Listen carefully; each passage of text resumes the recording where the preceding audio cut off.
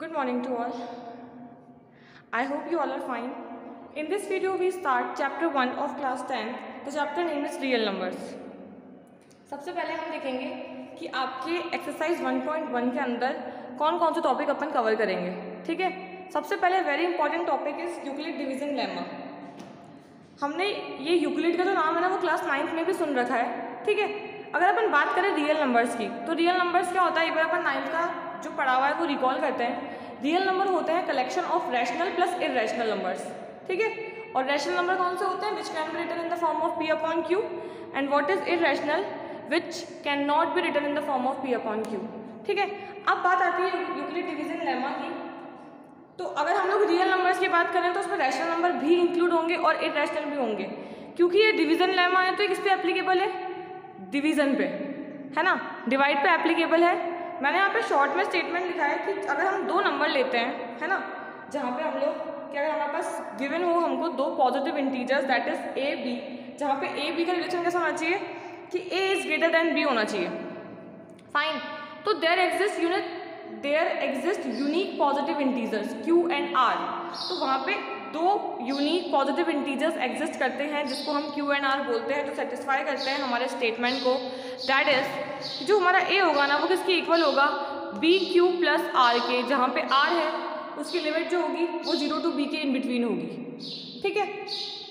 ये हमारा होता है इक्वेशन यूक्लिड डिवीजन लेमा का कि a equals to b q plus r. ये लेके चलना है और इसी से क्वेश्चन हमको आगे सॉल्व करना है, इसको सेटिस्फाइड करना है. फाइन. इसका एग्जांपल देखते हैं. हमारा a यहाँ पे है dividend, q stands for quotient, remainder, and what is b, divisor. तो हमें ये ध्यान रखना है कि जो हमारा डिविडेंड होगा ना वो किससे मल्टीप्लाई होकर आएगा, divisor into quotient plus remainder, है ना, उसी से मिलके बनता है ये. अब आपके इसके अंदर एचसीएफ निकालना है ना, 1.1 के अंदर एक्सरसाइज के अंदर कि आप लोग एचसीएफ फाइंड कैसे करोगे. ठीक है. एचसीएफ फाइंड करना है and with the help of lemma, है ना, लेमा को भी सेटिस्फाइड करते जाना है. तो हम लोग एक मेथड लेंगे that is long division method. क्या नाम है उस मेथड का, लॉन्ग डिवीजन. इसका एग्जांपल देखो. आपको दो नंबर गिवन है 455 एंड 42. ठीक है. क्वेश्चन क्या है कि आपको उसका एचसीएफ फाइंड करना है with the help of Euclid division lemma. ठीक है. एचसीएफ तो हम लोग उसको फैक्टर से भी फाइंड कर सकते हैं, पर अभी हमको फिलहाल उसने बाउंड कर दिया है कि हमें यूक्लिड डिवीजन लेमा ही अप्लाई करनी है. सबसे पहले आप करो लॉन्ग डिवीजन. लॉन्ग डिवीजन कैसे होता है एक बार देखो.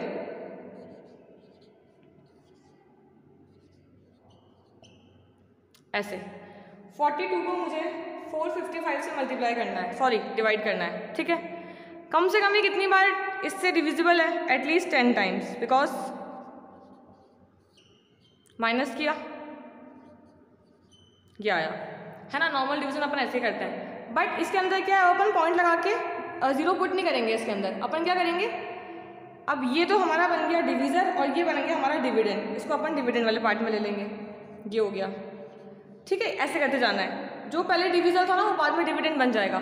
35 बन जा 35, माइनस किया 7 बचा. अब ये डिवीजर बन जाएगा एंड ये डिविडेंड बन जाएगा, दैट इज 35. 5 टाइम्स गया, कुछ नहीं बचा, रिमाइंडर 0. इसका मतलब जिस वैल्यू पे हमारा रिमाइंडर 0 होता है ना वही हमारा एचसीएफ होता है. क्या होता है, एचसीएफ. ये इसकी टेक्निक है इस क्वेश्चन को सॉल्व करने की. आपको एचसीएफ निकालना तो आप कैसे निकालोगे, और तरीका क्या है इसको लिखने का. इसका तरीका ये है लिखने का. आपको लिखना है 455 कैसे आया, 42 मल्टीप्लाई बाई 10, तो 42 मल्टीप्लाई बाई 10 प्लस 35 जो उसका रिमाइंडर था. फिर नेक्स्ट हमारा 42 कैसा आया, 35 1 35 प्लस 7 ऐसे आया. फिर 35 कैसे आया, 7 इंटू 5 प्लस 0, तो ये हमारा क्या बन गया, एचसीएफ. क्लियर है. ऐसे आया ये. तो आपके इसके अंदर बस फर्स्ट एक्सरसाइज 1.1 के अंदर जो फर्स्ट क्वेश्चन है ना वो उसी पे बेस्ड है, यूक्लिड डिवीजन लेमा पे. ठीक है. एक तो ये है एंड सेकंड अपन देखेंगे कि हमें अगर शो करना हो कि any positive integer in the form of odd, in the form of even, तो वो कैसे करेंगे, तो उसका भी अपन एक एग्जांपल देख लेते हैं, फिर अपन एक्सरसाइज पे मूव ऑन करेंगे. क्वेश्चन है show that every positive even integer is of the form 2q and that every positive odd integer is of the form 2q plus 1 where q is some integer.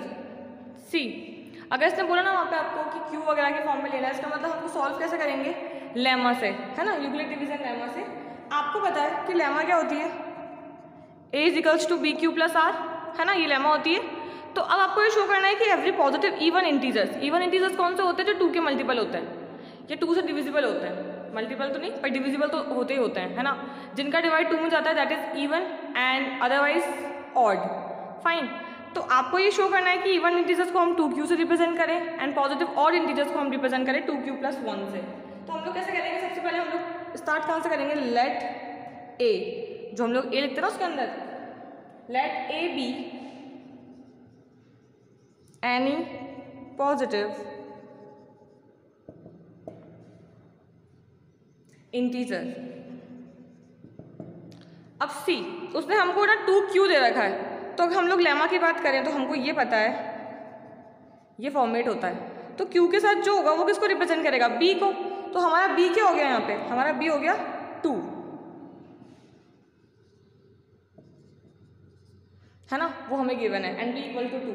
And आपको ये पता है कि हम लोग Euclid division apply करेंगे तो जो हमारी r की वैल्यू है वो इससे लिमिट के अंदर रहनी चाहिए, 0 टू लेके b के अंदर, है ना. तो अब क्या होगा, a is equals to 2q plus r, ये होगा जहाँ पे r क्या होगा, q is greater than 0 not equal.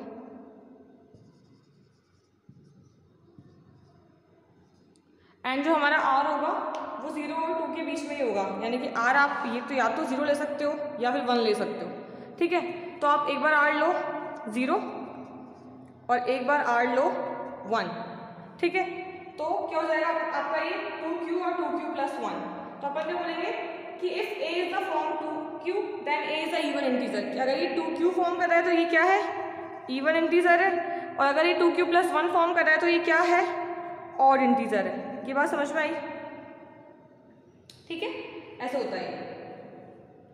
अब हम स्टार्ट करेंगे एक्सरसाइज 1.1 क्वेश्चन नंबर 1. क्वेश्चन है 135 एंड 225. ठीक है, हमको उसको किसके हेल्प से करना है, यूक्लिड की हेल्प से करना है. आप डिवाइड वाला पार्ट साइड में भी कर सकते हो, लेकिन आपको स्टेप्स जो होंगे ना वो ही हमारे कंपल्सरी और इम्पॉर्टेंट होते हैं, क्योंकि डिवीजन चेक नहीं होगा, आपका तरीका चेक होगा कि आपने उसको लिखा कैसे है ना, in the form of Euclid, that is a equal to b q plus r में. तो अपन डिवाइड तो उसको कर लेंगे साइड बाय साइड, क्योंकि ऐसे तो आंसर कैसे आएगा हमारा, एटलीस्ट 1 टाइम है ये इससे डिविजिबल. देन ये बन गया डिविडेंड एंड ये बन गया डिवीजर. अब कितनी बार जाएगा ये, 1 टाइम में जाएगा, क्योंकि 9 टू 18, 180 ऊपर हो जाएगा उससे.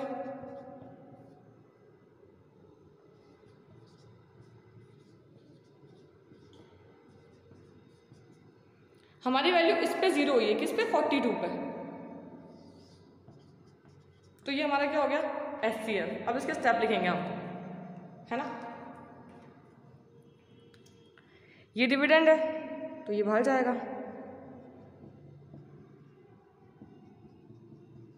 एक स्टेप, फिर ये अंदर आएगा,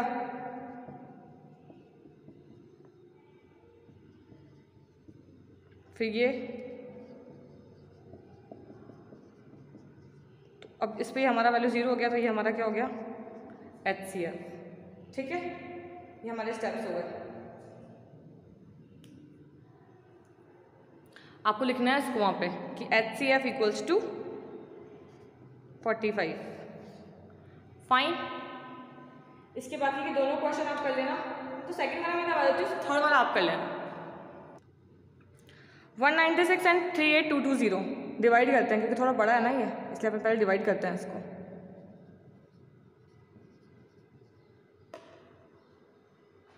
196 बन जा 196. ठीक है, कितना बचा,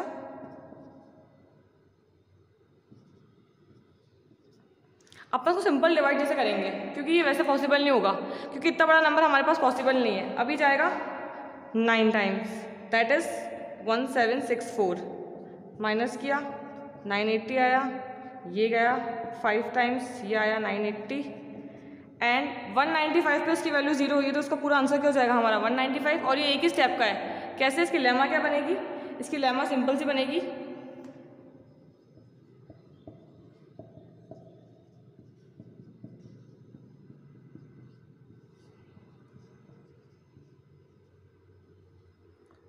सॉरी ये हमारा आंसर, ठीक है 196, ये हमारा SCF है, ठीक है। अब हम करेंगे इसका क्वेश्चन नंबर 3। सेकंड वाला जो है ना कि show that any positive odd integers in the form of 6q + 1 6q + 3, तो इसमें आप क्या करोगे 6q दे रखा है तो जो 6 है वो किसकी वैल्यू है? b की वैल्यू है ना, और जो रिमाइंडर है वो b से ऊपर नहीं जाना चाहिए, उसकी वैल्यू अपनी होनी चाहिए, तो हमारा रहेगा 0 1 2 3 4 5 एंड आपको सिर्फ अरेंज करना है, ठीक है। उसका मैं आपको PDF दे दूंगी। अब आप देखो question number 3 and then 4th। An army contingent of 616 members is to march behind an army band of 32 members in a parade.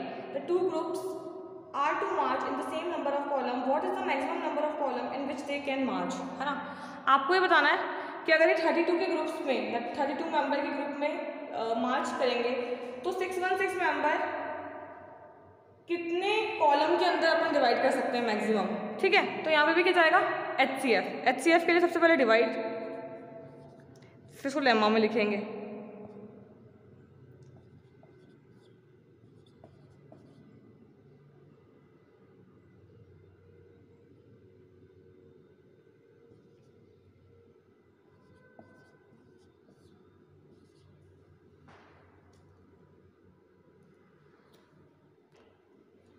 अब देखो जब मैंने उसको डिवाइड किया ना तो मेरा रिमाइंडर क्या नहीं हुआ? 0 नहीं हुआ, है ना। 1 टाइम जब दिया कि 32 19 से पूरा दे दिया मैंने इसको, है ना, जैसे अपन डिवाइड करते वैसे, फिर रिमाइंडर बचा 8। अब इसको आपको लेना है डिवीज़र और 32 आपको बन जाएगा डिविडेंड, तो ये क्या हो जाएगा 8 4 = 32 एंड ये 0 हो गया रिमाइंडर यहाँ पे, तो हमारा HCF क्या है? ये 8 और इसकी लेमा क्या बनेगी?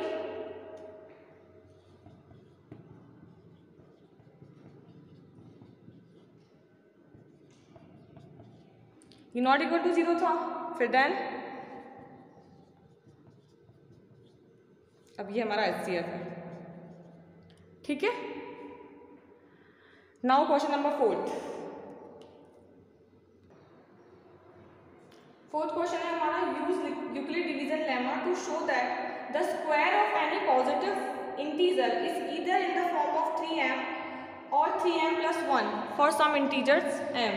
आपको ये बताना है कि आप कोई भी अगर पॉजिटिव नंबर ले रहे हो तो जो उसका स्क्वायर होगा ना वो या तो 3m की फॉर्म में होगा या 3m + 1 की फॉर्म में होगा, ठीक है। तो सर 3m जो दिया है ना इसका मतलब इसने हमको ये तो बता दिया है कि हमें b कितना लेना है हमारा 3। सबसे पहले मैंने स्टार्ट किया है कि let n be any positive number, आप n मानो, आप x मानो, आप a मानो, है ना, इट्स अप टू यू। अगर ये पॉजिटिव इंटीजर है तो यूक्लिड डिवीजन लेमा के अकॉर्डिंग n क्या होना चाहिए? 3q होना चाहिए, है ना, और 3q + 1 होना चाहिए और 3q + 2 होना चाहिए। तो n = 3q, इसका स्क्वायर करते हैं क्योंकि अकॉर्डिंग टू क्वेश्चन हमें स्क्वायर करना है ना। तो स्क्वायरिंग बोथ साइड होगी, ये बन जाएगा n² और ये बन जाएगा 3q का स्क्वायर। तो 3q का स्क्वायर कितना होता है? 3 का स्क्वायर 9 एंड q का स्क्वायर q²। कॉमन लिया हमने 3, तो अभी क्या बन गया 3 3 = 9 ही तो है ये, इसके अंदर स्क्वायर आएगा। अब मान लो कि इसको मैंने m माना, ठीक है, तो ये क्या हो रहा है 3m हो रहा है, तो हमारा एक वाला काम तो हो गया 3q वाला, m लो चाहे q लो। नेक्स्ट अपन लेते हैं 3q + 1, क्योंकि जो हमारे रिमाइंडर की वैल्यू है ना वो कितनी जाएगी 0 1 2, बस 3 तक की लिमिट है हमारी, तो पहले हमने 0 रख लिया यहाँ पे खाली 3q, फिर 3q + 1 एंड 3q + 2 हमने ये रख लिया, ठीक है। तो अब देखो फिर जब मैं 3q + 1 को खोला फिर इसकी स्क्वायरिंग करूँगी तो क्या कितना हो रहा है ये n² एंड a + b का होल स्क्वायर, a + b का होल स्क्वायर ओपन करा तो इस 1 को मैंने अलग कर लिया एंड इनमें से मैंने क्या कॉमन ले लिया 3। फिर वापस c किसको रिप्रेजेंट कर रहा है m को, तो ये बन गया 3m + 1, फाइन। अब आ जाओ 3q + 2 पे, वापस a + b का होल स्क्वायर खोला 9q² + 12q + 4, फिर 3 को कॉमन लिया और 3 को मैंने कॉमन लेने के लिए क्या करा इसको स्प्लिट कर लिया c,